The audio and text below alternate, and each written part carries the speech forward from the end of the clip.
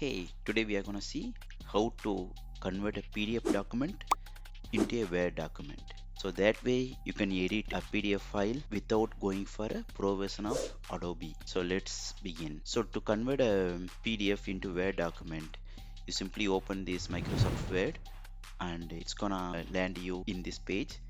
Simply drag and drop your PDF file that you would like to convert over here. It's gonna say like it's gonna take a while, but it will be really quick. Just click OK here. You don't, you know. Now it's already converted. You can simply click anywhere. You can edit this, and you can go to File, Save As. Then you can make it again as a PDF file. So that way you can now you can even save it as a document file also as a Word file. So that way you can have both Word document as well as a PDF document. So this is how you can convert PDF file into a Word file. Thanks for listening.